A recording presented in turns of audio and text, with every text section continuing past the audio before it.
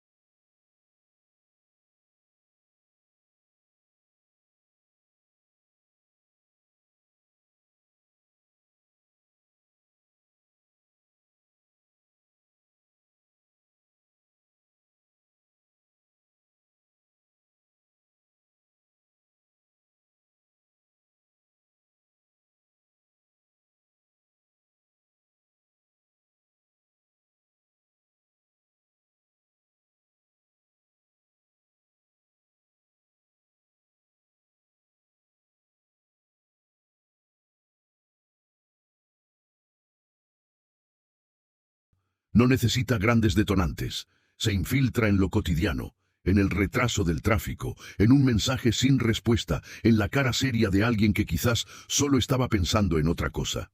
Y de pronto lo interpretas como ofensa. Aquí viene la gran trampa. Creemos que explotar nos da poder. Gritar, golpear la mesa, lanzar una mirada de fuego, pero en realidad cada explosión es una confesión pública de debilidad. Es como gritar frente a todos. Cualquiera puede controlarme con un simple gesto. Porque cuando reaccionas así, no eres dueño de ti mismo. Has entregado el timón de tu vida a la primera ola que golpea tu barco. Imagina ese barco en medio de una tormenta. El capitán no puede controlar el viento ni las olas. No decide cuándo llega la tempestad, pero sí puede decidir cómo sostiene el timón. Si lo mueve con brusquedad, el barco se quiebra. Si respira, observa y lo maneja con firmeza, la tormenta sigue siendo dura, pero el barco resiste.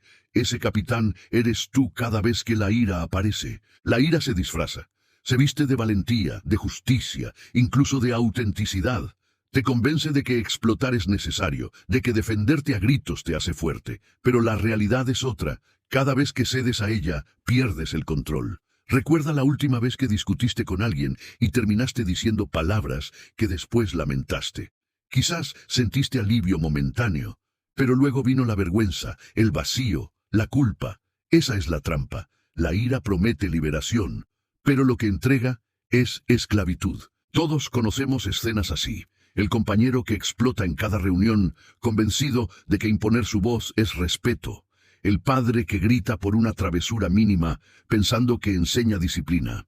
La pareja que convierte una diferencia en batalla interminable, creyendo que así demuestra amor propio. pero en realidad no muestran fuerza, sino incapacidad de gobernarse. Porque quien no sabe controlarse a sí mismo, no gobierna nada.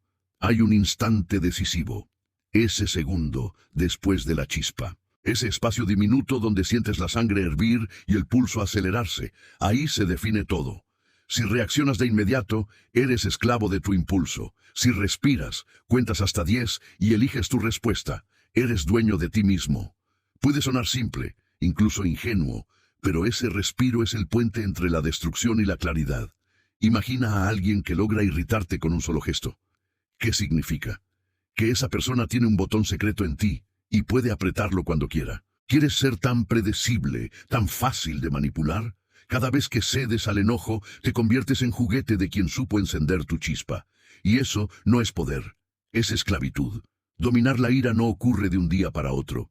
Es un entrenamiento constante, como fortalecer un músculo. La primera vez que decidas no reaccionar, sentirás incomodidad, incluso debilidad. Pero poco a poco descubrirás que ese silencio es fortaleza. Al principio es como practicar un arte marcial. Tus movimientos son torpes, inseguros, pero con la repetición encuentras precisión y control. Así funciona con tu enojo. Cada pausa es un golpe maestro contra la esclavitud emocional. Y no se trata de reprimir lo que sientes, se trata de elegir cuándo y cómo responder. Porque la ira siempre busca hacerte creer que si no explotas, te quedas callado como cobarde. Pero la realidad es otra. El verdadero poder no es reaccionar, es decidir. No eres fuerte por responder, eres fuerte por elegir qué merece tu energía y qué no. En la vida diaria lo vemos constantemente. Una persona pierde el control en el tráfico y grita desde su carro. Otra se amarga todo el día porque alguien no respondió su mensaje. Otra se pasa horas rumiando un comentario en el trabajo. ¿Qué tienen en común? Todos entregaron su paz a un detalle externo. Y mientras más lo piensas, más claro se hace. La ira no nace de lo que pasa, sino de la interpretación que decides darle. Los sabios lo entendían bien. Séneca decía que la ira, si no se controla, suele ser más dañina que la ofensa que la provocó. Porque cada grito, cada palabra hiriente, cada portazo, hiere primero al que explota. Es como beber veneno esperando que envenene al otro. Este primer lección es solo el inicio. Hoy abrimos la puerta para mirar de frente al incendio interior. Y si quieres seguir este camino de autoconquista, asegúrate ahora mismo de suscribirte al canal y activar la campanita. Así no te perderás ninguna lección, y juntos podremos recorrer este viaje de transformación. Porque aquí llega la gran pregunta. Si todos sabemos que la ira nos destruye, ¿por qué seguimos cayendo en ella una y otra vez? La respuesta no está en el mundo, ni en los demás, ni en las provocaciones. La respuesta está en algo invisible que arrastras en silencio, tus expectativas, y de eso hablaremos en el próximo lección. Lección 2. La trampa invisible de tus expectativas. Imagina esta escena. Preparaste con ilusión una cena especial, cuidaste cada detalle, la mesa decorada, la comida caliente, la música suave de fondo. Te vestiste con entusiasmo, esperando que la persona a la que dedicaste tanto esfuerzo llegara con una sonrisa y un agradecimiento. Pero aparece tarde, distraída, sin siquiera notar lo que hiciste. En segundos, toda tu ilusión se transforma en decepción. Tu mente se enciende. No le importo. No valora nada. ¿Para qué me esfuerzo? Lo que parecía un momento de alegría se vuelve un motivo de enojo. Esa escena no es rara. Nos pasa en pequeñas y grandes cosas. Haces un favor esperando gratitud, y cuando no llega, te enojas. Planificas un día perfecto con tu familia y algo se sale de control y la frustración te invade. Esperas un reconocimiento en tu trabajo y cuando no ocurre, lo tomas como una ofensa. Lo curioso es que el dolor no nació de lo que realmente ocurrió. El dolor vino de lo que esperabas que ocurriera y no sucedió. Esa distancia entre la realidad y tu guión interno se llama expectativa, y es una de las trampas más silenciosas que alimentan tu enojo. Las expectativas son como películas que escribimos en secreto. Tú creas el guión, eliges a los actores, tu pareja, tus amigos, tus compañeros de trabajo, planeas cada escena y hasta el final feliz. Pero olvidas algo. Nadie más leyó tu guión, nadie sabe que lo escribiste. Y cuando la vida no sigue tus instrucciones, sientes que te fallaron, cuando en realidad nunca sabían qué papel debían interpretar. Lo que más duele no es lo que pasa, sino lo que imaginaste que debía pasar. El amigo que no te llamó, la pareja que no reaccionó como pensabas, el jefe que no te felicitó. Todo eso lo vives como falta de respeto, pero en realidad es la traición de una película mental que nunca se proyectó en la pantalla de la realidad. ¿Te das cuenta de lo engañosa que puede ser esta trampa? Piensa en los pequeños ejemplos del día a día. Esperas que alguien te salude con entusiasmo y lo hace de manera distraída. Ya piensas, está molesto conmigo. Esperas que reconozcan tu esfuerzo en el trabajo, pero no lo mencionan. Crees, soy invisible, nadie me valora. Esperas que tu pareja adivine que necesitabas ayuda, pero no lo hace. Concluyes, no le importo. Cada enojo no viene del hecho en sí, sino del guión invisible que llevabas dentro. Lo más cruel de las expectativas es que las defendemos como si fueran verdades absolutas. Decimos, me faltaron al respeto, me ignoraron, me fallaron. Pero si miramos con honestidad, lo que realmente ocurrió fue que la vida no actuó según el libreto que tú escribiste en silencio. Es como construir un puente hacia el aire. Caminas convencido de que habrá suelo firme, y cuando no lo hay, caes al vacío de la decepción. Los estoicos lo entendían con claridad. Decían que no sufrimos por lo que pasa, sino por lo que esperábamos que pasara. La expectativa es la semilla invisible de muchos enojos, porque esperamos que la vida nos deba algo: gratitud, reconocimiento, perfección. Y cuando no llega, lo vivimos como traición. Imagina un niño construyendo un castillo de arena en la playa, lo moldea con paciencia, lo adorna con torres y murallas. Está orgulloso de su creación, pero llega una ola y lo borra en segundos. El niño llora y grita, ¡el mar me traicionó! ¿De verdad lo traicionó? El mar siempre fue mar. La ola siempre iba a llegar. Lo que lo hizo sufrir no fue el mar, sino la ilusión de que la arena resistiría para siempre. Así son nuestras expectativas, castillos de arena frente al mar de la vida. Creemos que los demás deben actuar según nuestras torres y murallas, pero el mar nunca prometió detenerse. La vida nunca prometió seguir tu guión. Piénsalo en lo cotidiano. El tráfico que te desespera no es el tráfico. Es tu expectativa de que el camino debía estar libre. El amigo que no te llama no es su silencio. Es tu expectativa de que debía recordarte. El compañero que no agradece tu ayuda no es su olvido. Es tu expectativa de que debía reconocerlo. Cada vez que explotas, la raíz no está en lo que ocurrió, sino en lo que esperabas que ocurriera. El padre que grita porque su hijo no obedeció, esperaba perfección. La pareja que se amarga porque no recibió un mensaje, esperaba atención inmediata. El trabajador que se frustra porque no lo ascendieron, esperaba justicia automática. ¿Lo ves? La raíz no es el mundo, sino tu guión secreto. Lo más difícil de aceptar es que muchas veces creemos que tenemos derecho a esas expectativas. Pensamos, si yo doy amor, deberían darme amor. Si yo trabajo duro, deberían recompensarme. Si yo me esfuerzo, deberían reconocerlo. Y aunque parece justo, la realidad es que la vida no funciona como un contrato automático. Funciona como un río, fluye, avanza, cambia de curso.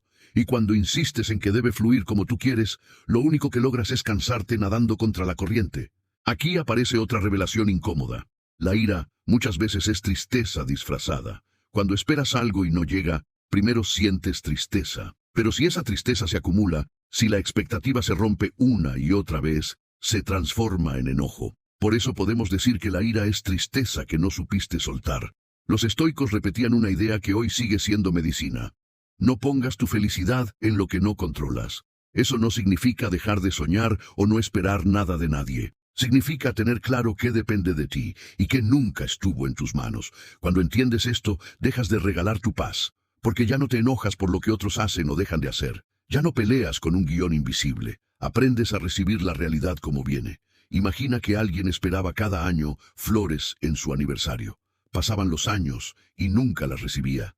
Cada aniversario terminaba en discusión, en lágrimas, en reproches. Hasta que un día se dio cuenta, su felicidad no podía depender de un ramo de flores.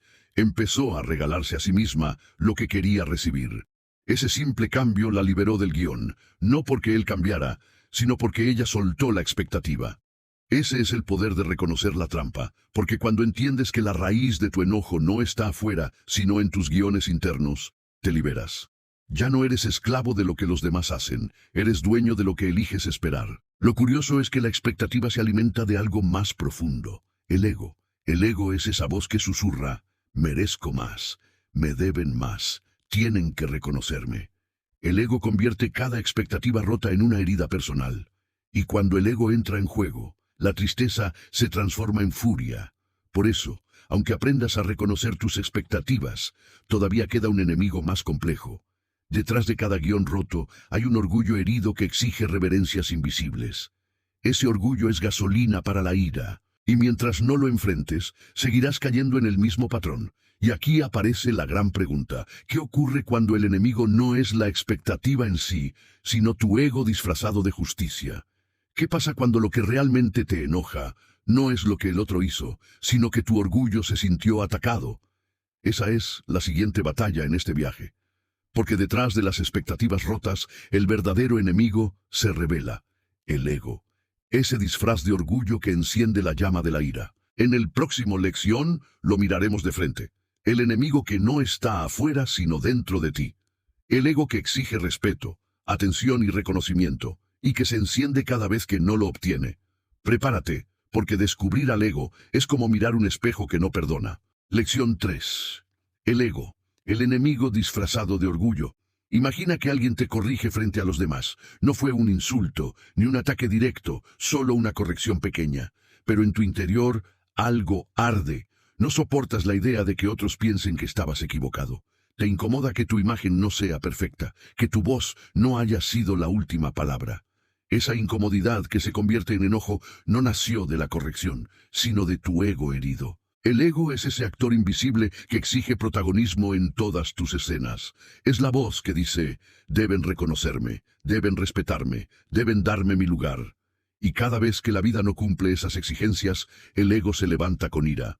No necesita motivos grandes, basta con que alguien no te salude, con que otro tenga más atención que tú, o con que tu esfuerzo pase desapercibido.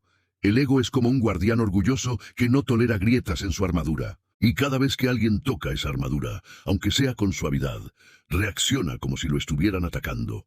No soporta la idea de ser ignorado, de no ser el centro, de no tener razón. Lo más peligroso del ego es que se disfraza. No se presenta como orgullo vacío, sino como justicia. Te dice, lo que reclamas es justo, mereces que te traten mejor, mereces respeto. Y aunque muchas veces puede haber verdad en eso, el problema es que convierte cada detalle en ofensa, cada descuido en traición, cada silencio en desprecio.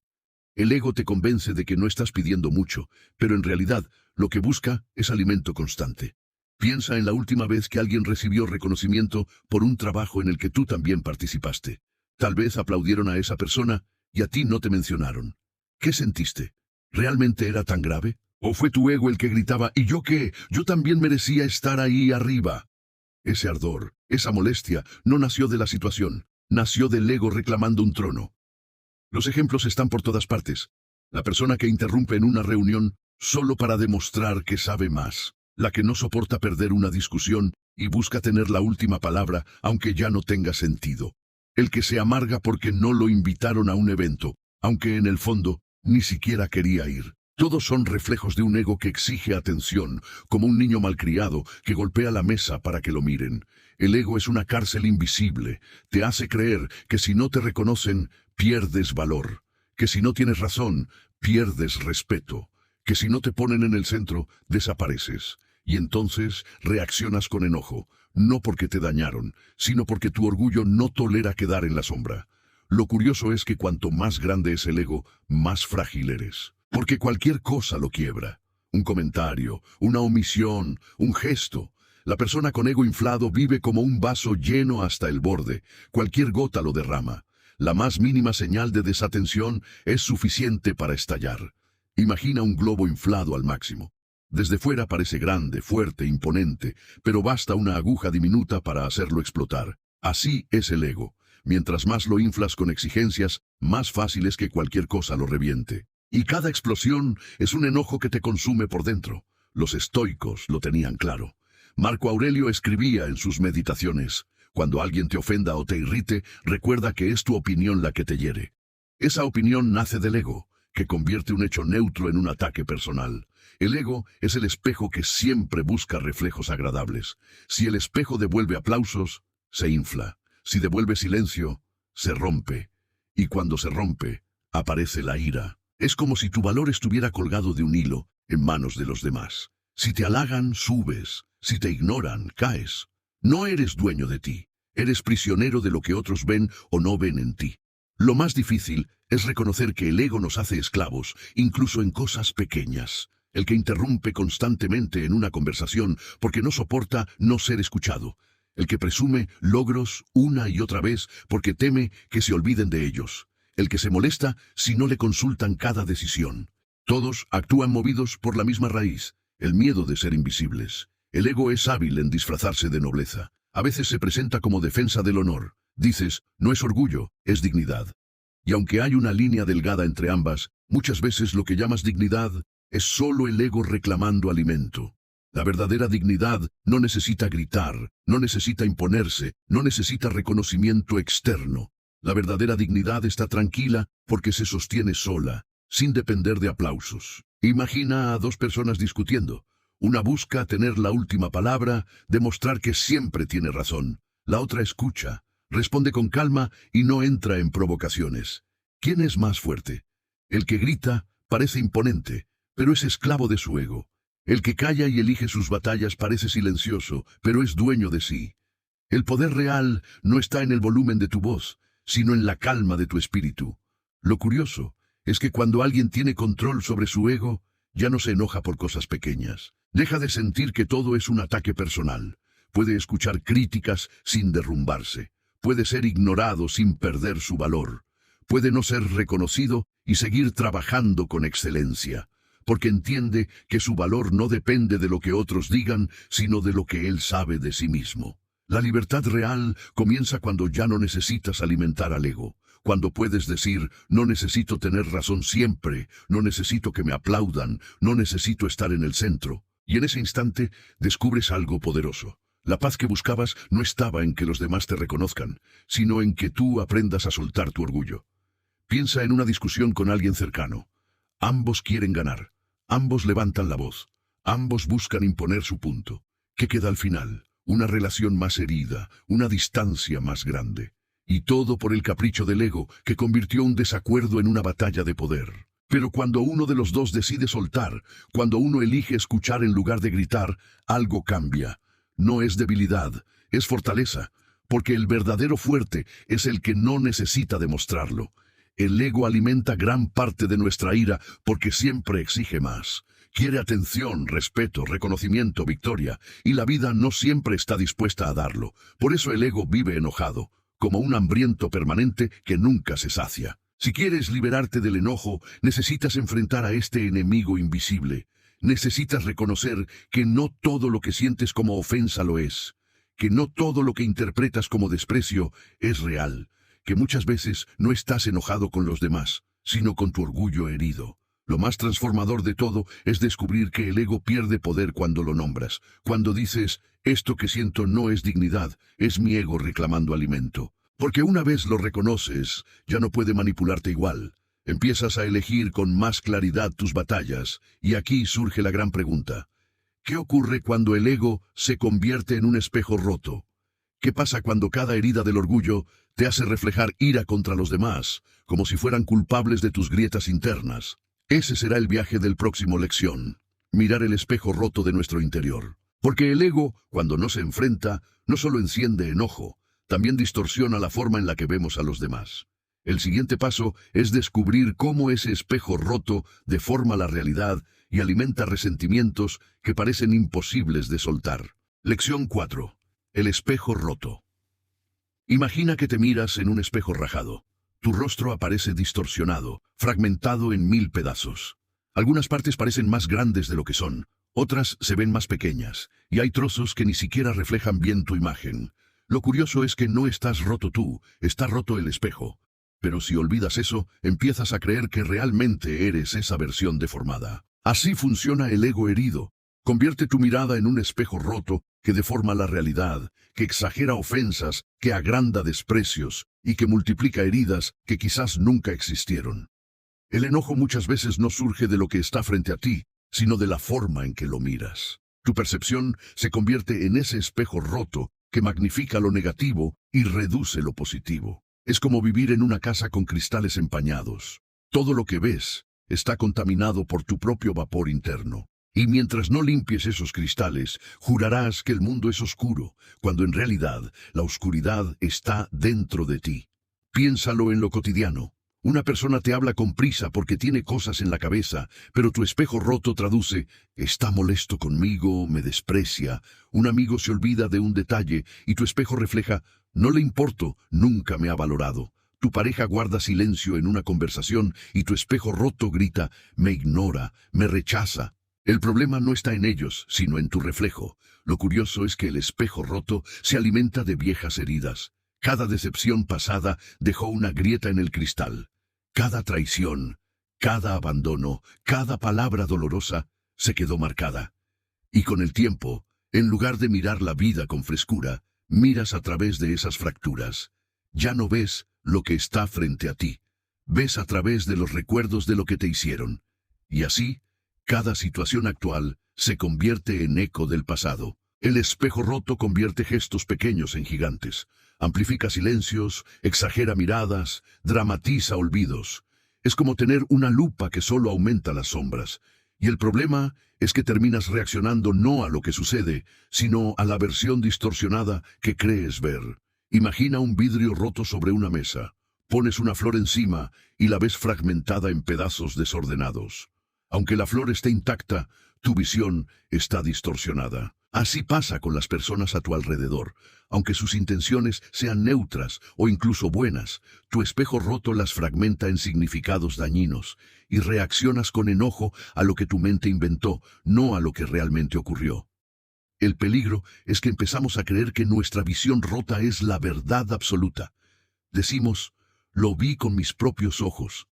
Sí, pero lo viste a través de un cristal dañado. Y mientras más defiendes esa visión, más te alejas de la realidad. Es como discutir con alguien sobre un cuadro, cuando tú lo ves a través de un vidrio manchado.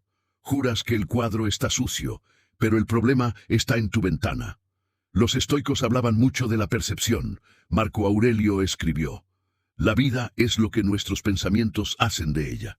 Si tu espejo está roto, tus pensamientos deforman todo lo que miras. Y si todo lo que miras está distorsionado, tu vida entera se convierte en un campo de batalla. Lo más doloroso es que el espejo roto no solo afecta cómo ves a los demás, también afecta cómo te ves a ti.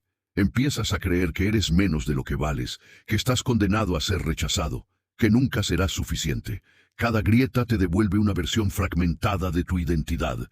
Y si no aprendes a reconocerlo, terminas peleando con enemigos que no existen y castigándote por defectos que no son reales. Piénsalo. ¿Cuántas discusiones has tenido que después, con calma, te diste cuenta que no tenían sentido? ¿Cuántas veces te enojaste por algo que interpretaste mal? ¿Cuántos conflictos crecieron no porque alguien te atacara, sino porque tu espejo roto distorsionó lo que pasó? El espejo roto también se manifiesta en la memoria.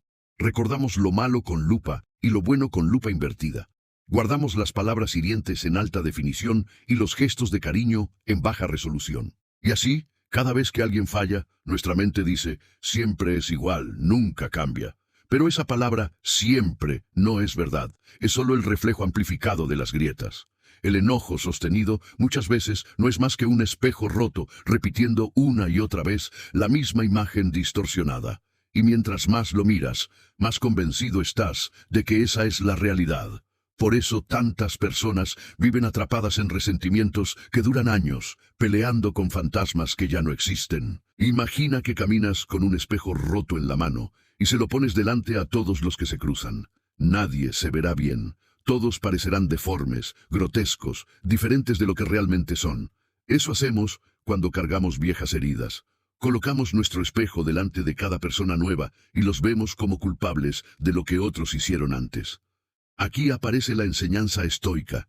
No puedes evitar que la vida te golpee, pero sí puedes decidir cómo miras esos golpes. No puedes borrar el pasado, pero sí puedes limpiar el cristal con el que ves el presente. Y hasta que no lo hagas, seguirás confundiendo grietas con ataques, reflejos rotos con realidades objetivas. El espejo roto es peligroso porque no solo deforma, también corta. Si intentas tocarlo sin cuidado, te hiere. Así pasa con nuestras percepciones dañadas, hieren nuestras relaciones, hieren nuestras decisiones, hieren nuestra paz. Cada vez que reaccionas desde un espejo roto, terminas sangrando tú y haciendo sangrar a los demás. Lo curioso es que la reparación del espejo no ocurre de golpe. No se trata de pegar todos los pedazos en un día. Se trata de reconocer primero que estás mirando a través de uno roto. Se trata de aceptar que tal vez lo que viste no era toda la verdad, sino una versión distorsionada. Y en esa aceptación comienza la sanidad. Imagina ahora otro ejemplo cotidiano. Una persona que siempre cree que los demás la critican. Escucha una risa y piensa, se burlan de mí. Ve un susurro y piensa, hablan mal de mí. Vive en constante alerta, siempre lista para defenderse. Pero con el tiempo descubre algo doloroso. No era que todos la atacaban, era que ella miraba a través de un espejo roto lleno de inseguridades antiguas. Los estoicos insistían en examinar nuestras percepciones antes de reaccionar. Decían, no es el mundo el que te daña, es tu juicio sobre el mundo. Y cuando entiendes eso, empiezas a preguntarte, ¿es real lo que vi o es solo mi espejo roto hablando? Lo más liberador es darse cuenta de que puedes cambiar de espejo. No significa olvidar lo que pasó, sino elegir no mirar todo a través de esas grietas. Significa aceptar que el pasado dejó marcas, pero que no estás condenado a que definan tu visión para siempre. Porque al final, el enojo no es contra los demás, es contra el reflejo que fabricamos. El enemigo no es la persona frente a ti, es el espejo roto que llevas dentro. Y mientras no lo repares, seguirás atrapado en distorsiones. Pero aquí aparece una pregunta aún más profunda. ¿Qué pasa cuando decides callar frente a tu espejo roto?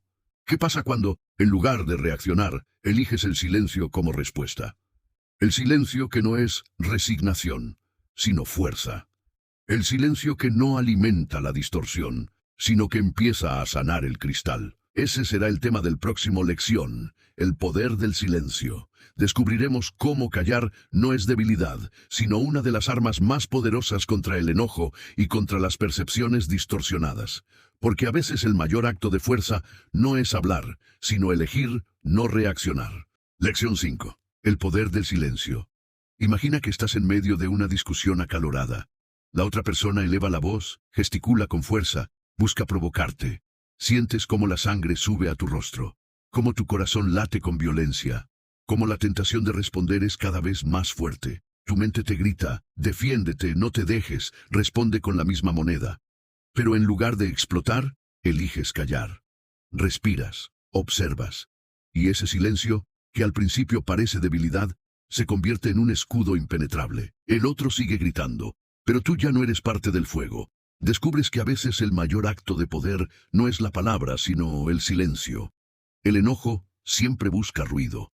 Quiere empujarte a reaccionar, a responder de inmediato, a devolver golpe por golpe. Pero cuando eliges callar, quiebras el ciclo. El silencio es como un muro invisible que no permite que el fuego del otro incendie tu interior. Y aunque desde afuera algunos puedan pensar que te rendiste, lo cierto es que acabas de ganar la batalla más importante, la que libraste dentro de ti. Lo curioso es que muchos confunden silencio con cobardía. Creen que callar es aceptar la derrota. Pero el silencio del que hablamos aquí no es resignación, es estrategia. No es huida, es dominio propio. No es sumisión, es fuerza contenida. Porque cualquiera puede gritar, cualquiera puede reaccionar, pero solo el fuerte es capaz de elegir no hacerlo. Piensa en las veces que el ruido del enojo te llevó a decir cosas que después lamentaste. Palabras que nunca debieron salir de tu boca. Frases que hirieron a quienes más quieres. Cada vez que eso pasó, seguro deseaste haber tenido la capacidad de callar, de detenerte un segundo antes del desastre. El silencio en esos momentos no habría sido vacío, habría sido protección. El silencio es como un vaso de agua lanzado al fuego. Lo apaga en lugar de avivarlo. Si respondes con gritos, el fuego se multiplica. Si eliges callar, el fuego se consume solo. No porque no exista, sino porque no le diste oxígeno. El enojo del otro necesita tu reacción para crecer. Si no se la das, se marchita.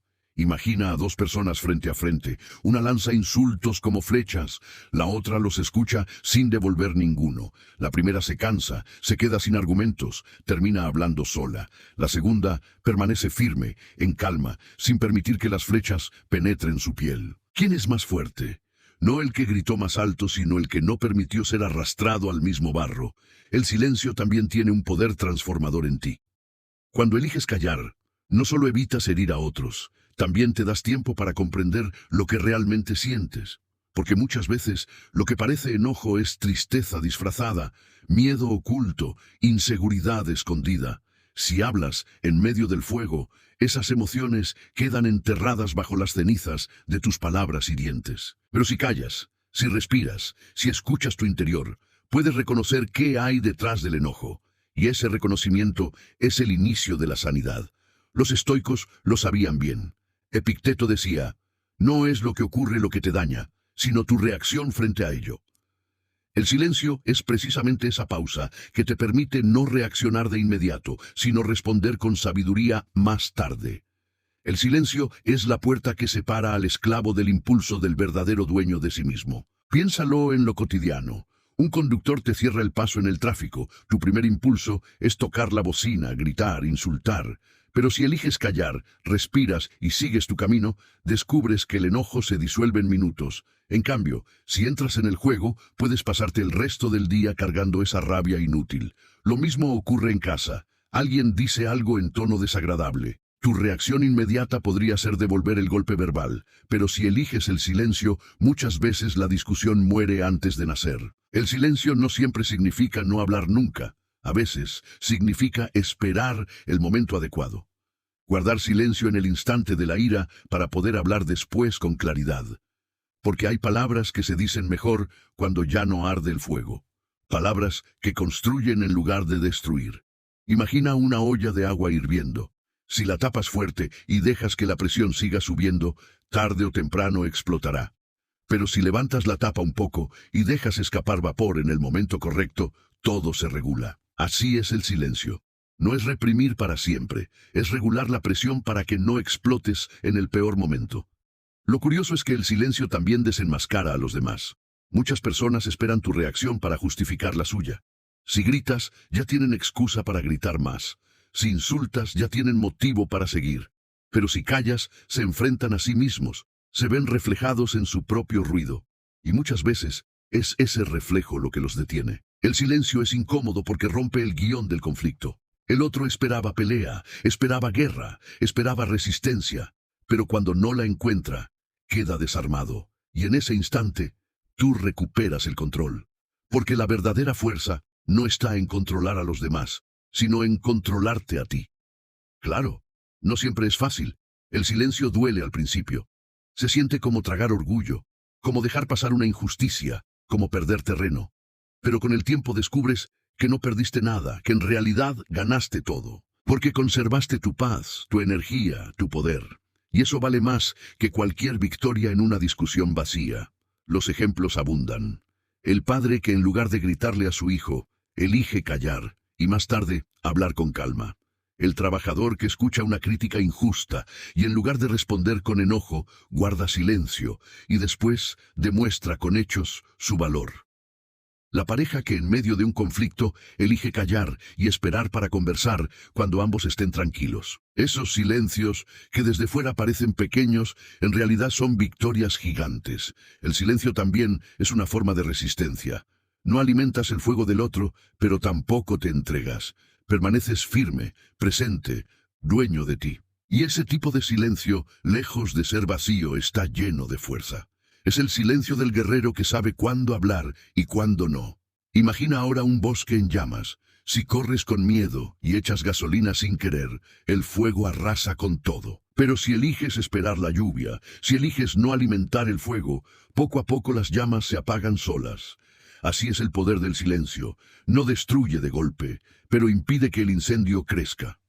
El silencio es un acto de sabiduría porque no todos los pensamientos merecen convertirse en palabras. Muchas veces lo que quieres decir en medio del enojo no es verdad, no es justo, no es necesario. Son palabras envenenadas que después lamentarías. El silencio te da tiempo para filtrar. para separar lo que vale la pena decir de lo que es mejor dejar morir en tu mente. Y aquí viene lo más revelador. El silencio no solo protege tus relaciones, también protege tu salud. Cada explosión de ira eleva tu presión, acelera tu corazón, agota tu energía. El silencio, en cambio, calma tu sistema, devuelve equilibrio a tu cuerpo, te permite mantener claridad. No es solo una estrategia emocional, es también una medicina física. Lo curioso es que cuanto más practicas el silencio, más descubres que no necesitas ganar todas las batallas, que no todo merece respuesta, que no cada provocación es digna de tu energía. Y ahí entiendes la frase de los sabios: el que domina a otros es fuerte, pero el que se domina a sí mismo es invencible. Pero surge una pregunta clave. ¿Qué ocurre cuando el silencio se transforma en rencor acumulado? ¿Qué pasa cuando callas, pero no sanas, y lo que guardas dentro se convierte en resentimiento? Ese será el tema del próximo capítulo, el peso invisible del rencor. Descubriremos cómo el enojo reprimido se convierte en cadenas que arrastras día tras día, cómo el silencio mal entendido se transforma en veneno interno, y cómo liberarte de él antes de que consuma tu vida. Lección 6. El rencor. La prisión invisible. Imagina que cargas una mochila todos los días. Al principio pesa poco, apenas una piedra pequeña. No te molesta demasiado, puedes caminar con ella sin problema. Pero cada vez que alguien te hiere, cada vez que sientes que la vida fue injusta contigo, metes otra piedra dentro. Día tras día, semana tras semana, mes tras mes. Al cabo de un tiempo, ya no recuerdas cuántas piedras hay en esa mochila. Solo sabes que es tan pesada que cada paso te agota, cada movimiento te duele. Esa mochila es el rencor, un peso invisible que arrastras aunque nadie lo vea, aunque sonrías hacia afuera, aunque digas que ya lo superaste. El rencor no aparece de golpe, nace en silencio como un murmullo en el corazón. Alguien te ofende y decides callar, pero por dentro guardas la herida. Alguien te falla y juras que lo olvidaste, pero en lo profundo lo anotas en la lista de pendientes. Poco a poco, esas memorias se acumulan, se fermentan, se convierten en un veneno que ya no necesitas que el otro te dé. Tú mismo lo fabricas y lo bebes todos los días. Lo curioso del rencor es que se disfraza de justicia. Crees que al guardarlo estás equilibrando la balanza, que estás recordando lo que te hicieron para no permitir que vuelva a pasar. Piensas: no estoy enojado, solo no olvido. Pero la verdad es que cada vez que recuerdas la herida, vuelves a vivirla. Es como si reabrieras una cicatriz una y otra vez. El otro quizás ya ni piensa en eso, pero tú lo revives todos los días. Piénsalo en lo cotidiano. Esa vez que un compañero se llevó el crédito de tu trabajo y todavía lo recuerdas con rabia cada vez que lo ves. Ese amigo que te falló hace años y aunque sigues tratándolo, cada palabra suya pasa por el filtro de aquella traición.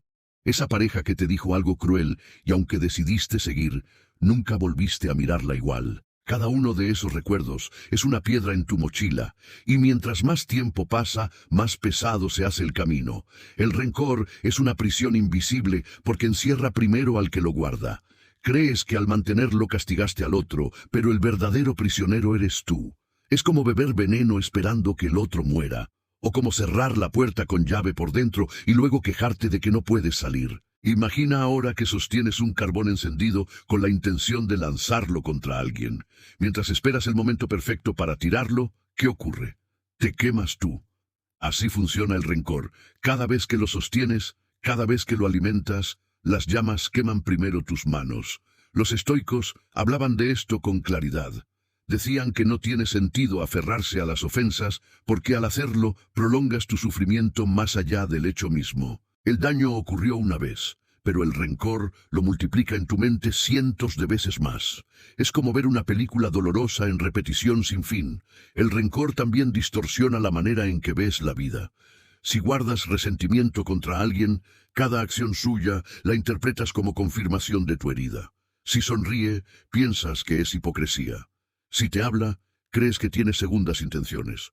Si guarda silencio, lo tomas como desprecio. El rencor convierte cualquier gesto en prueba de tu dolor, y entonces ya no ves a la persona como es, sino como tu herida la pinta. Lo curioso es que muchas veces el rencor sobrevive incluso cuando el otro ya no está. Puede que esa persona haya salido de tu vida hace años, pero tú sigues cargando la piedra en tu mochila, sigues recordando lo que hizo, Sigues reaccionando como si todo hubiera ocurrido ayer. Es como si llevaras un fantasma pegado a tu sombra, un fantasma que solo tú alimentas. Piénsalo. ¿Cuántas veces te has sorprendido recordando una ofensa antigua en momentos de calma? De pronto, en medio de un día normal, tu mente viaja al pasado y revive la escena. Sientes la misma rabia, el mismo dolor, como si fuera presente. Esa es la trampa del rencor. Convierte el pasado en presente eterno. El rencor también afecta a tu cuerpo. Cada recuerdo amargo eleva tu tensión, agita tu corazón, consume tu energía. Te roba el sueño, te quita claridad, te vuelve irritable.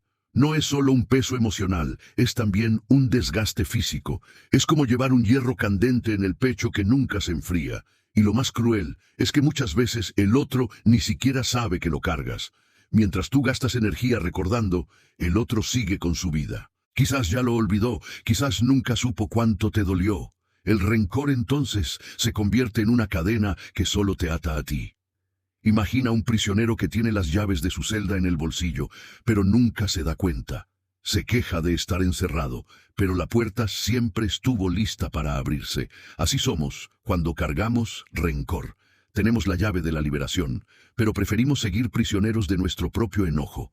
Los estoicos proponían soltar lo que no depende de ti. Y el rencor, por más lógico que parezca, nunca depende de ti cambiar lo que ya ocurrió. Lo único que depende de ti es cómo decides llevar esa herida, como cadena o como aprendizaje.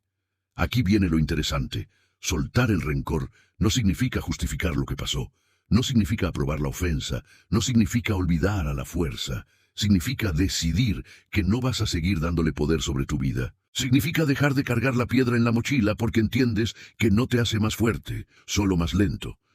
Lo curioso es que cuando decides soltar, la herida empieza a sanar. No porque desaparezca el recuerdo, sino porque deja de tener el mismo poder. El carbón deja de quemarte, la mochila se aligera, el fantasma pierde fuerza, y entonces descubres que la verdadera libertad nunca dependió de lo que el otro hizo, sino de lo que tú elegiste hacer con lo que pasó. Piénsalo en ejemplos concretos. Esa persona que guardó rencor contra un padre ausente durante décadas, y un día, al soltarlo, descubrió que por fin podía amar sin miedo. Esa mujer que cargaba el resentimiento de una traición, y al decidir dejarlo ir, por fin durmió tranquila después de años. Ese trabajador que siempre recordaba la injusticia de su jefe, hasta que un día comprendió que su futuro no dependía de ese recuerdo y pudo avanzar sin la cadena de la rabia. El rencor es como un ancla que hunde tu barco. Puedes remar con todas tus fuerzas, pero nunca avanzarás si no la sueltas. El mar de tu vida está esperando, pero sigues atado al fondo. Y hasta que no decidas cortar esa cadena, seguirás en el mismo lugar, repitiendo el mismo dolor. Lo más liberador es darte cuenta de que soltar no es un favor al otro. Es un regalo para ti, porque el que se libera primero, eres tú. El que recupera energía, paz y claridad, eres tú. Y esa libertad no tiene precio. Pero aquí surge la gran pregunta. ¿Qué pasa cuando logras soltar el rencor, pero necesitas aprender a poner límites para que no vuelvan a herirte de la misma manera? ¿Qué ocurre cuando la sanidad interior exige no solo perdonar, sino también aprender a decir hasta aquí? Ese será el tema del próximo lección, los límites. Descubriremos cómo poner fronteras claras, no desde la rabia, sino desde la fuerza interior. Porque soltar el rencor sin aprender a poner límites es como abrir la celda, pero dejar la puerta sin cerrojo. Y si quieres mantener tu libertad, necesitas aprender a protegerla. Lección 7. Los límites, la muralla de tu paz. Piensa en un jardín.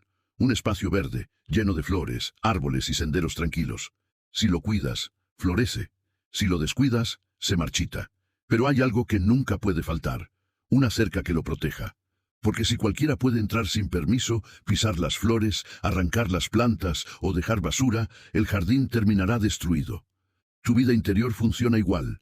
Sin límites, cualquiera puede entrar y robar tu paz. Los límites no son muros de odio, no son barreras de rencor. Son murallas de protección que te permiten decidir quién entra y cómo entra en tu espacio emocional. Son el lenguaje silencioso con el que le dices al mundo, aquí sí, aquí no, hasta aquí llegas y más allá no paso. El problema es que a muchos nos enseñaron que poner límites es egoísmo, que decir no es ser mala persona, que reclamar tu espacio es ser orgulloso. Y entonces terminamos cediendo, entregando nuestra paz en bandeja de plata, aceptando todo lo que nos imponen. Pero con el tiempo, esa falta de límites se convierte en enojo acumulado, en resentimiento silencioso, en explosiones que parecen no tener explicación. El límite es el puente entre el perdón y la protección. Puedes soltar el rencor, puedes liberar las cadenas del pasado, pero si no aprendes a poner límites, volverás a caer en los mismos patrones. Es como dejar la puerta abierta después de sacar la basura. Tarde o temprano, volverá el mal olor. Piensa en escenas cotidianas. El jefe que siempre te carga con más trabajo del que puedes asumir, y tú, por miedo a decir no, aceptas una y otra vez, hasta que un día explotas de rabia. El amigo que siempre llega tarde y tú nunca dices nada, hasta que la acumulación de espera se convierte en enojo. La pareja que repite actitudes que no toleras, pero en lugar de marcar un límite claro, callas, y luego terminas estallando por cualquier detalle. El enojo, muchas veces, no es más que la señal de que un límite fue cruzado. Y si no aprendes a marcarlos de manera sana, el enojo se convierte en tu único lenguaje, pero un límite puesto con calma es mucho más poderoso que una explosión de rabia. El límite no se grita, se vive. No necesitas alzar la voz para establecerlo. Basta con tu firmeza interior, con tu claridad al decir, esto no lo permito. El que grita intenta convencer al otro. El que es firme ya está convencido. Los estoicos hablaban de conocerse a sí mismo como la base de toda fortaleza. Marco Aurelio decía que nadie puede arrebatarte tu paz si no se la entregas, y poner límites es precisamente eso. Decidir que tu paz no está a la venta, que no se negocia, que no se entrega por miedo al rechazo o por deseo de aprobación. Piénsalo como una muralla. No se construye para encerrar tu vida, sino para proteger lo valioso que hay dentro. Una muralla no es enemiga de la libertad, es garantía de ella.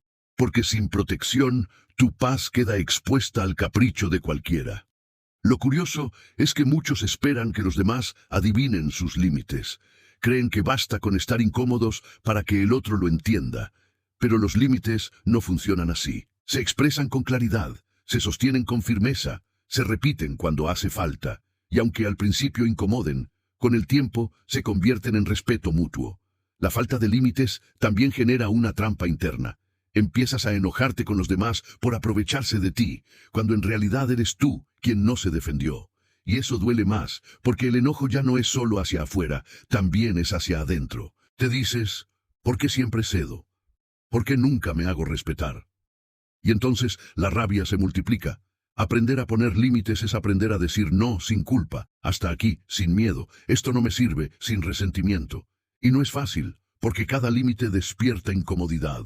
El otro puede molestarse, puede criticarte, puede alejarse, pero al final, si alguien se va porque pusiste un límite, lo único que perdiste fue a alguien que no estaba dispuesto a respetarte. El límite no solo protege tu paz, también fortalece tu identidad, porque cada vez que lo pones, te recuerdas a ti mismo. Valgo, mi tiempo importa, mi energía es sagrada, y esa repetición constante te construye desde dentro. Piensa en alguien que nunca pone límites, siempre dice sí aunque no quiera. Siempre acepta lo que no soporta, siempre calla lo que debería expresar. Esa persona se convierte en un volcán en silencio, acumulando lava hasta que explota. Y cuando explota, destruye todo alrededor, incluso lo que quería conservar. El límite a tiempo habría evitado la erupción. El límite es como una llave que regula el flujo del agua. Si la abres demasiado, te inundas. Si la cierras por completo, te secas. Pero si la manejas con equilibrio, tienes un río que fluye sin desbordar. El silencio de la lección anterior es poderoso, pero necesita ir acompañado de límites, porque callar sin marcar fronteras se convierte en resignación. Y resignación no es paz, es anestesia temporal. La paz verdadera nace cuando eliges cuándo callar y cuándo hablar, cuándo soltar y cuándo poner un hasta aquí. Los límites también son un regalo para los demás, porque cuando los pones con claridad, ayudas a las personas a saber hasta dónde pueden llegar contigo. Les enseñas cómo tratarte y al mismo tiempo les enseñas cómo tratarse a sí mismos. Quien no sabe respetar sus propios límites, tampoco sabe respetar los ajenos. Aquí viene algo importante. Poner límites no significa cortar relaciones, significa sanarlas. Porque cada relación sana tiene reglas implícitas de respeto. Cuando faltan, el vínculo se enferma. El límite, lejos de destruir, fortalece lo que vale la pena conservar. Y aquí quiero detenerme para invitarte a algo. Si este mensaje está resonando en ti, suscríbete ahora mismo al canal y activa la campanita para no perderte lo que viene. Y cuéntame en los comentarios, ¿qué límite necesitas poner hoy para proteger tu paz? Puede ser pequeño o grande, pero escribirlo será el primer paso para hacerlo real. El límite es un acto de amor propio, y como todo acto de amor, incomoda al principio, pero libera al final. Es como una poda en un árbol. Cortar parece doloroso, pero permite que crezca con más fuerza, y en tu vida pasa igual. Cada límite que pones corta una rama enferma para que tu paz florezca. Lo más poderoso es entender que los límites no nacen de la rabia, nacen de la claridad. Cuando pones un límite desde la furia, se convierte en barrera hostil. Pero cuando lo pones desde la serenidad, se convierte en frontera sagrada. El límite es la declaración más silenciosa y firme de que tu vida te pertenece. No eres prisionero de las expectativas, ni esclavo del ego, ni víctima del espejo roto, ni rehén del rencor. Cada límite es una muralla que protege tu jardín interior para que la vida pueda florecer en él. Y aquí surge la pregunta inevitable. ¿Qué pasa cuando aprendes a poner límites, pero aún así descubres que tu mente sigue programada con viejos patrones de enojo y reacción? ¿Cómo puedes reescribir la forma en que tu mente procesa cada situación? Ese será el tema del próximo lección. Reescribir tu mente. Porque poner límites protege tu paz desde afuera, pero necesitas transformar tu programación interna para protegerla desde adentro. Y cuando logras ambas cosas, tu vida cambia para siempre. Lección 8. Reescribir tu mente. Recuerda la primera vez que aprendiste a escribir. Tus letras eran torcidas, inseguras, a veces ilegibles, pero con la práctica tu mano comenzó a fluir, y lo que antes era un esfuerzo consciente se volvió natural. La mente funciona igual. Lo que repites se convierte en hábito, y lo que se convierte en hábito termina siendo tu forma de ver el mundo. El enojo, el rencor, la falta de límites, todo eso no es más que escritura repetida en tu interior. Pero aquí está la buena noticia. Así como aprendiste a escribir, puedes reaprender. Puedes reescribir tu mente. Cada pensamiento deja una huella como la tinta en una página. Si siempre piensas, me subestiman, me ignoran, no me respetan, tu mente llena sus hojas de esas frases hasta que parecen verdades absolutas, y lo que empieza como una idea aislada se convierte en un libro completo que repites cada día. Pero si decides cambiar la pluma y escribir frases nuevas, poco a poco las páginas de tu mente comienzan a transformarse. Piénsalo en lo cotidiano. Una persona que siempre reacciona con enojo porque aprendió que así se defiende. Otra que siempre calla porque le enseñaron que su voz no importaba. Otra que nunca confía porque una traición antigua le dictó que todos fallan. Ninguna de esas reacciones es innata, son frases que alguien escribió en su mente y que ellas repitieron hasta creerlas suyas. El poder está en darte cuenta de que no eres tu escritura antigua. No eres tu enojo automático, ni tu silencio resignado, ni tu rencor guardado. Eres el escritor que puede tomar una nueva pluma y escribir de otra manera. Pero claro, reescribir no es fácil, porque la mente, como un cuaderno viejo, ya tiene las páginas llenas de garabatos, y si no tienes paciencia, crees que es imposible cambiarlas. Los estoicos lo entendían de una forma profunda. Decían, no podemos elegir lo que la vida nos da, pero sí cómo interpretamos lo que ocurre. Esa interpretación es tu pluma. Y cada vez que eliges un pensamiento diferente, aunque sea pequeño, estás corrigiendo una palabra, reordenando una frase, cambiando la dirección del relato. Reescribir tu mente no ocurre en un solo día. Es como entrenar un músculo. Si llevaste años escribiendo la palabra enojo, no la vas a borrar en un instante. Pero puedes empezar hoy a escribir calma. Una y otra vez, hasta que tu mente, como la mano que aprende a escribir, lo haga natural. Imagina que tu mente es un jardín lleno de maleza. Si todos los días arrancas un poco, poco a poco aparecen espacios para sembrar flores. Cada pensamiento nuevo es una semilla. Al principio parece insignificante, pero con constancia se convierte en raíz, en tallo, en fruto, y de pronto, donde antes había espinas, florece la paz. Lo curioso es que muchas personas esperan sentir antes de reescribir. Dicen, cuando me sienta en calma, cambiaré mi forma de pensar. Pero funciona al revés. Cambias tu forma de pensar y entonces sientes calma. La mente es como un río. Si decides abrir un nuevo cauce, el agua empezará a fluir por ahí. Al principio es un hilo pequeño, pero con el tiempo se convierte en corriente poderosa. Piénsalo en ejemplos. Esa persona que siempre pensaba, soy víctima de lo que me hicieron. Hasta que un día decidió escribir, soy aprendiz de lo que viví. Y en ese cambio, su historia dejó de ser tragedia para convertirse en enseñanza. O esa otra que repetía, todos me abandonan. Hasta que eligió escribir, ahora sé escoger quién se queda. La vida no cambió de golpe, pero su mirada sí, y con ella todo comenzó a transformarse. Reescribir tu mente requiere 3 pasos claros: reconocer, reemplazar y repetir. Reconocer lo que has estado escribiendo sin darte cuenta, frases de enojo, de rencor, de derrota, reemplazarlas por frases nuevas, de calma, de fuerza, de dignidad, y repetirlas hasta que se graben como las anteriores. No basta con escribir una vez, necesitas llenar página tras página con tu nueva historia. Los estoicos proponían ejercicios diarios para entrenar esta escritura interior. Marco Aurelio escribía en sus meditaciones recordatorios constantes.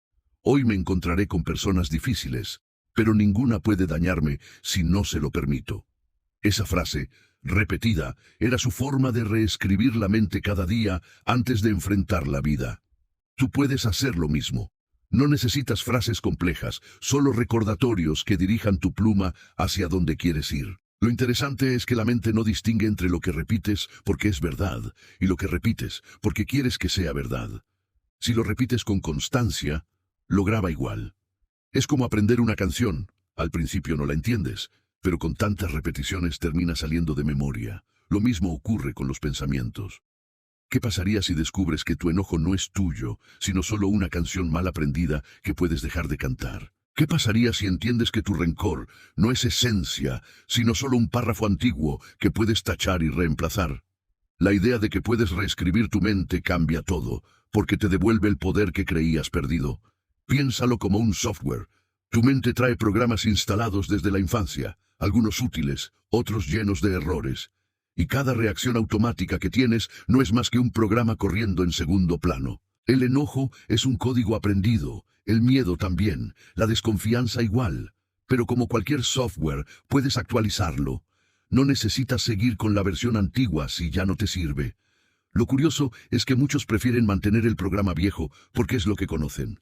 Aunque los haga sufrir, sienten que es seguro. Pero la seguridad de lo conocido no siempre es libertad. Reescribir tu mente exige valentía, porque implica entrar en lo desconocido, probar pensamientos nuevos, actuar de manera distinta. Piénsalo. Alguien que siempre explotaba con gritos un día, elige callar y respirar. Ese acto, que parece simple, es una reescritura en acción.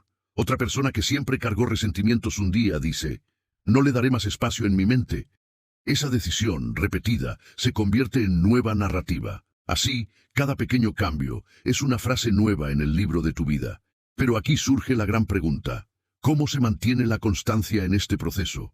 Porque cualquiera puede escribir una frase nueva un día. Lo difícil es llenar el cuaderno entero. La respuesta está en la disciplina diaria. Y ahí es donde los estoicos eran maestros. Su práctica no era emocional momentánea, era entrenamiento constante. Marco Aurelio escribía cada mañana. Epicteto recordaba a sus estudiantes cada día que su libertad dependía de sus juicios, no de las circunstancias. Reescribir la mente no es un acto puntual, es una práctica diaria. Igual que el músculo, igual que el arte de escribir. El poder de este proceso es que no necesitas esperar años para ver cambios. A veces, una sola frase nueva puede abrir un horizonte distinto. No soy víctima, soy aprendiz. No soy débil, soy resiliente. No dependo del enojo, dependo de mi calma. Esas frases, repetidas, cambian la forma en que caminas, hablas, miras. Lo curioso es que la mente, cuando empieza a recibir nueva escritura, también comienza a borrar la vieja. No de golpe, pero sí de manera gradual. Los recuerdos siguen ahí, pero ya no tienen el mismo peso. Es como una biblioteca en la que los libros dañinos van quedando en el fondo, mientras los nuevos ocupan el frente. Aquí aparece el punto más profundo. Reescribir tu mente no es solo cambiar palabras, es cambiar identidad. Porque con cada pensamiento nuevo, con cada hábito mental diferente, estás reescribiendo quién eres. Y cuando entiendes que no eres prisionero de tu escritura antigua, recuperas tu libertad más grande, la de elegir quién serás a partir de ahora. ¿Qué ocurre cuando tu mente ya está reescribiéndose, pero sigues enfrentando un mundo que no cambia contigo?